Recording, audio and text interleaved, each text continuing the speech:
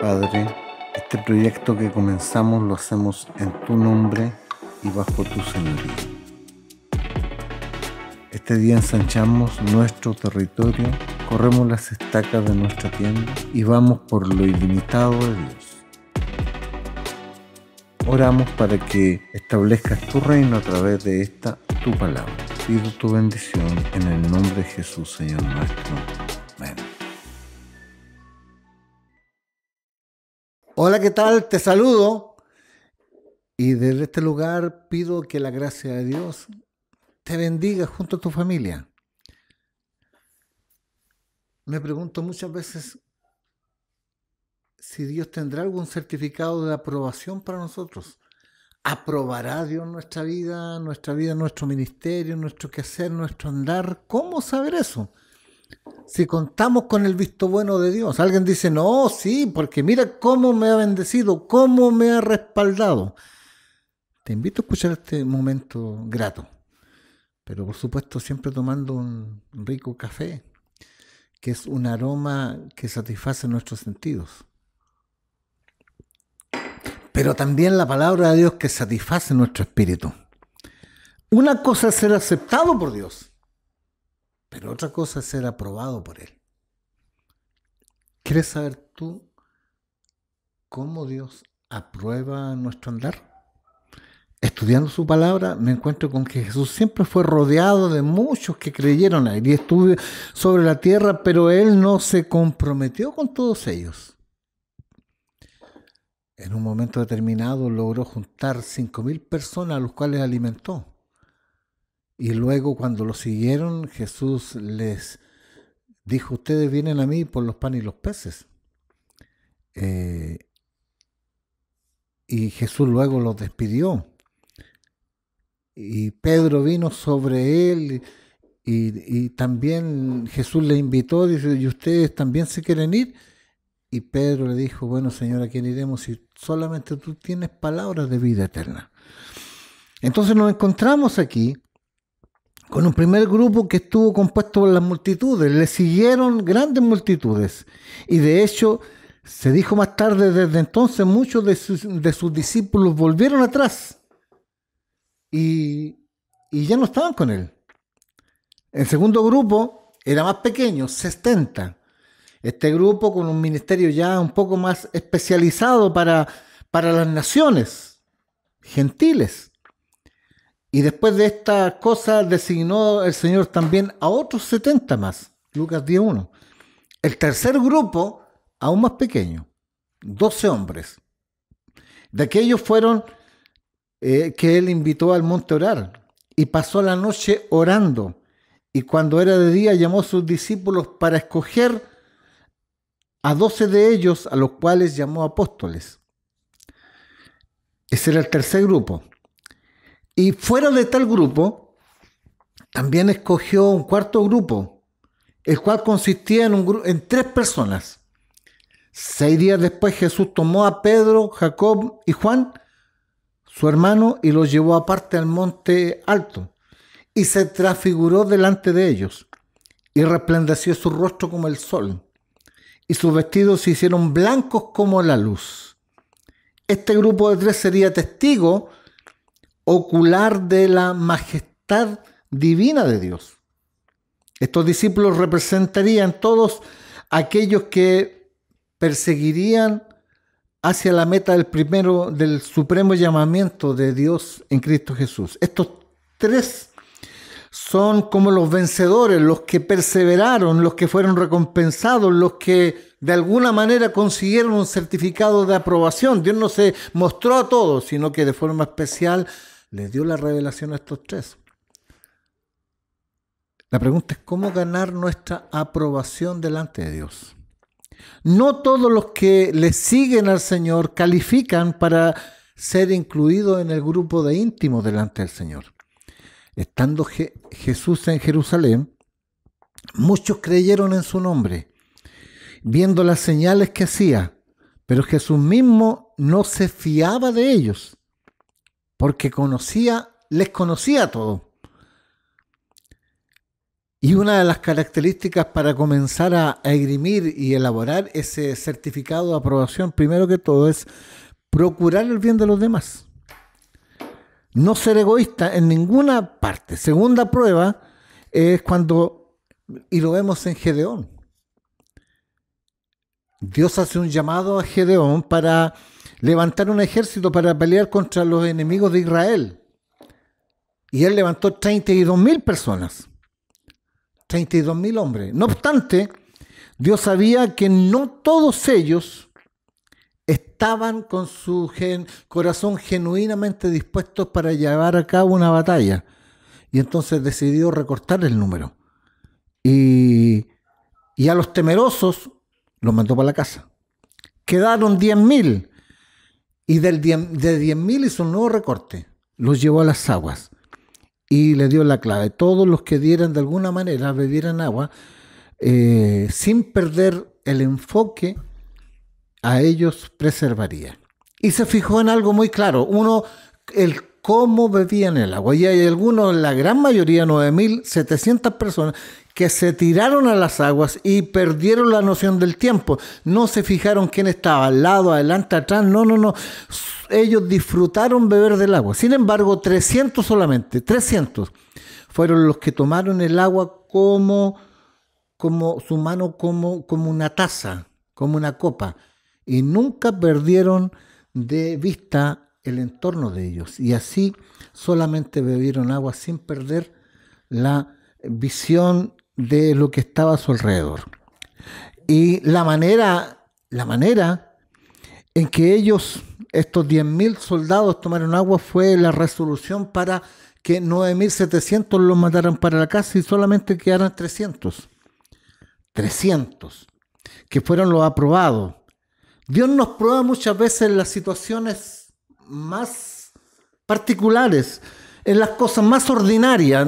De repente pensamos que Dios nos va a probar, no sé en qué situación.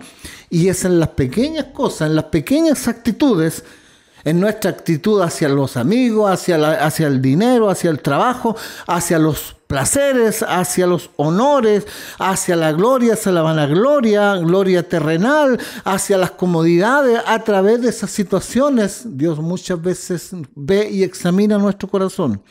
Así como sucedió con el ejército de Gedeón, Dios arregla circunstancias de cierta manera para probarnos y ver cómo reaccionamos, pero no comprendemos el propósito de Dios.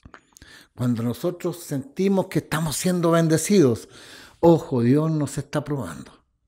Nos está probando nuestro trato, nuestro comportamiento y nuestro corazón. ¿Se envanece? ¿No se envanece?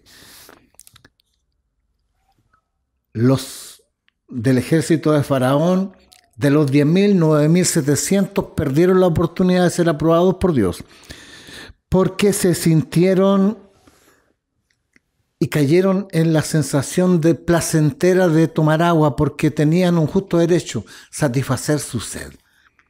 Muchas veces cuando vemos, y como bien dice la palabra en Lucas 21, el 34, mirad también por vosotros mismos, que vuestro corazón no se cargue de glotonería y de embriaguez y de los afanes de la vida.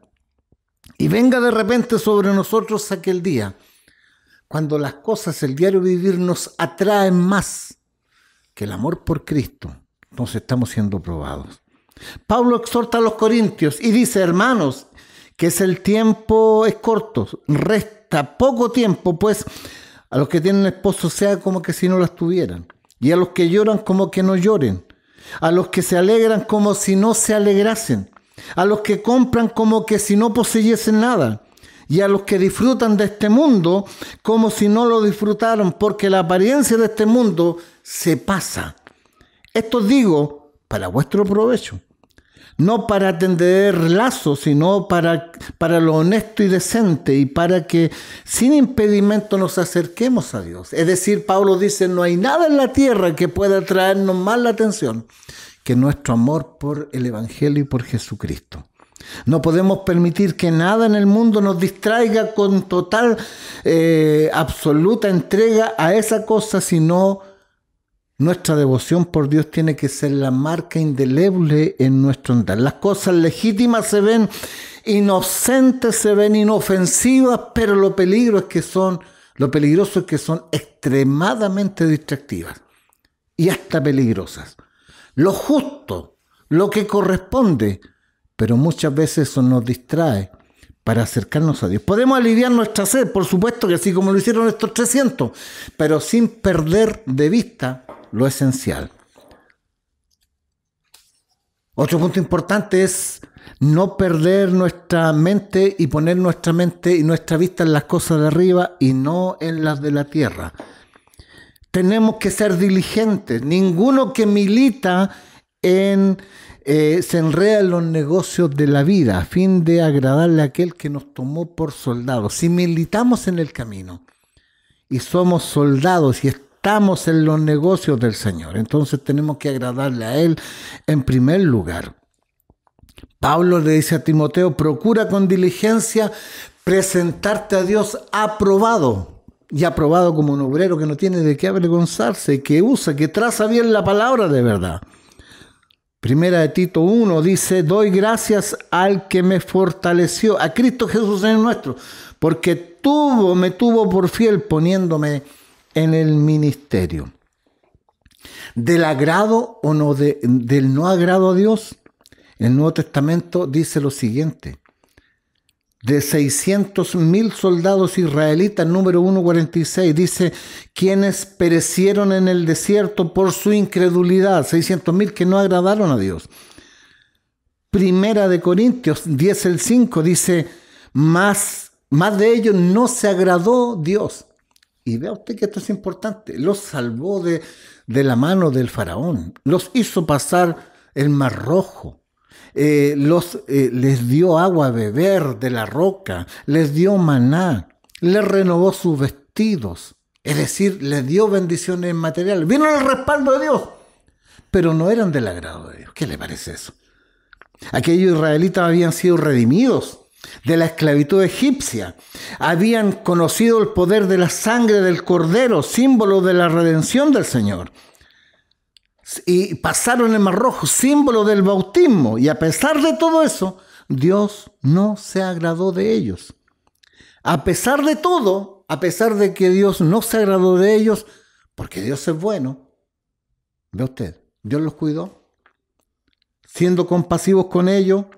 A pesar de sus quejas, les proveyó su necesidad diaria, física, materiales, sobrenaturales. Sus vestidos nunca se envejecieron, su calzado nunca se arruinó, sus pies hinchados no pudieron mantenerse andando por 40 años. Sin embargo, Dios no estaba agradado de ellos. Dios sanó las enfermedades de ellos, pero no estaba agradado de ellos. No hubo en sus tribus enfermos, dice la palabra. Dios hizo múltiples cantidad de milagros a su favor al pueblo de Dios. De hecho, ningún grupo de personas en la historia del mundo jamás había visto tantos milagros como los que Dios realizó en el Éxodo. Todo aquello. Pero después de 40 años Dios estaba disgustado con ellos. Dios nos enseña que Dios contesta la oración de los creyentes también, de los creyentes carnales. Sí, efectivamente, iban camino a Canaán, pero eran carnales. Se quejaban, miraban atrás, miraban a Faraón, miraban a Egipto y se quejaban de que allá tenían la cebolla, el ajo y todas las cosas. Sí, como muchas veces nosotros somos delante de Dios. Los milagros no son una garantía. Los milagros no son una garantía de que Dios se agrada de nosotros, porque estas personas que iban camino a Canaán vieron todo tipo de milagros. Muchos aquel día cuando Dios nos llame van a decir: Señor, no profetizamos en tu nombre echamos fuera demonios, en tu nombre hablamos, hicimos muchos milagros. Y entonces Él declarará: nunca os conocí, apartado de mí, hacedores de maldad. Obviamente Él se refería a predicadores, a sanadores, a toda esa gente que dicen tener un genuino llamado delante de Dios. ¿Qué mayor respaldo de Dios que ver cómo Dios sana? Cuando Juan el Bautista le dijo a Jesús, Jesús, tú eres el que espera, el Mesías, o esperamos a otro. Jesús le dijo, mira, di que los enfermos sanan, que todos los muertos resucitan, porque Jesús mostró el respaldo del Padre para con él. La operación de los milagros de por sí no es un indicatorio de la aprobación del hombre para con Dios. Entonces la pregunta que salta, bueno, y entonces, ¿cuándo yo sé si mi vida agrada a Dios? ¿Cuándo? Y viendo la palabra del Señor me doy cuenta que en primer lugar, en contraste con los israelitas en el Antiguo Testamento, de quien Dios no se agradó del todo para todos, leemos que en el Nuevo Testamento, que el Padre se agradó de él, de Jesús, a lo sumo. Entonces, cuando Jesús tenía 30 años, el Padre habló desde los cielos públicamente y siguiendo la palabra al respecto dijo, este es mi Hijo amado, en quien tengo complacencia. Esto fue dicho antes de que Jesús siquiera hiciera un milagro, antes de que Jesús siquiera manifestase y comenzase su ministerio, antes de eso. Entonces, la pregunta es, ¿cuál es el secreto de la aprobación? Alguien dice, bueno, yo tengo un ministerio tan tremendamente respaldado por Dios. Sí, la pregunta, ¿pero Dios te aprueba? Es que mira, en el caso de Jesús todavía no había iniciado un ministerio, todavía no había hecho un milagro y Dios estaba diciendo de él, este es mi Hijo amado en quien tengo complacencia. ¿Cuál es el secreto de todo esto? Entonces, ¿cómo conseguir un certificado de aprobación delante de Dios? El éxito de nuestro ministerio no es lo que hace delante de Dios que seamos aprobados, sino la fidelidad que mostramos en las tentaciones que afrontamos en nuestra vida diaria. Entonces, para conseguir un certificado de aprobación delante de Dios no es lo que logremos para Dios, sino que cómo está nuestra fidelidad a Dios cuando somos tentados. ¿Cedemos a la tentación? ¿Caímos 1000 veces delante de la tentación?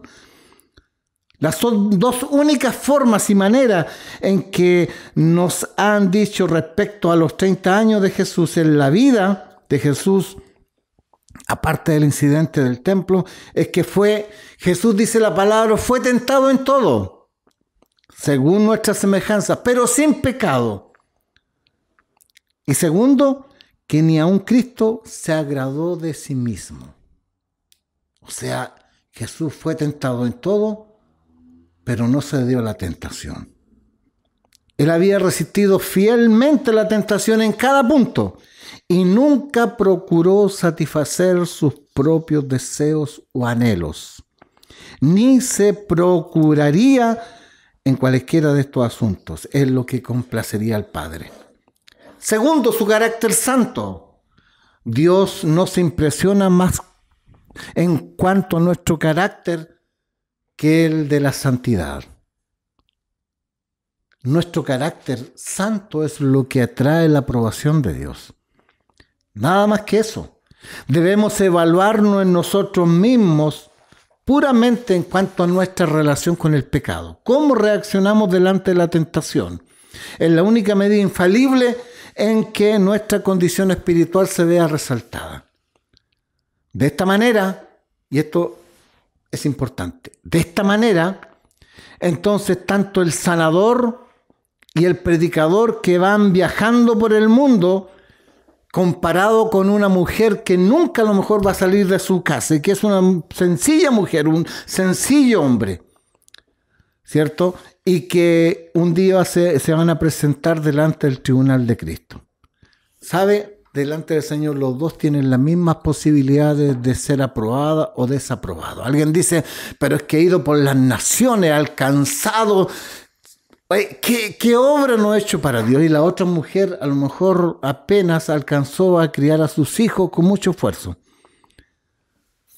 Pero la única forma de ser aprobado por Dios es cómo se ha relacionado con Dios, en cuanto al respeto a la ley de Dios, en cuanto a un carácter santo, no en cuanto a los logros, sino que en cuanto a su fidelidad y honestidad para con Dios y su carácter santo.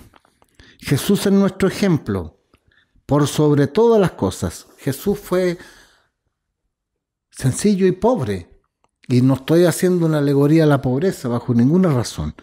Él nació en la suma necesidad, junto a sus hermanos, como una familia normal y corriente.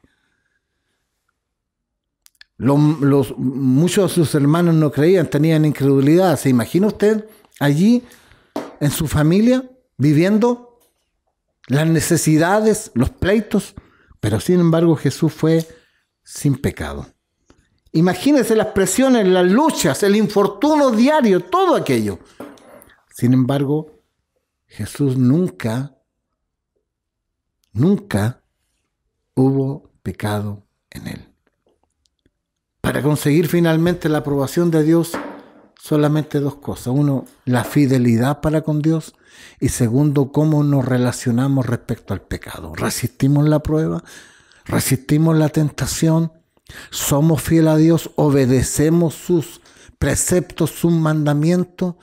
Esa es la forma de saber si conseguimos un certificado de aprobación para con Dios.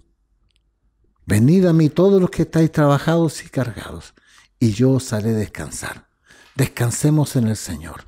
Vengamos a Él, y Él aprueba nuestro andar. Bendiciones, Dios les provea y les bendiga abundantemente.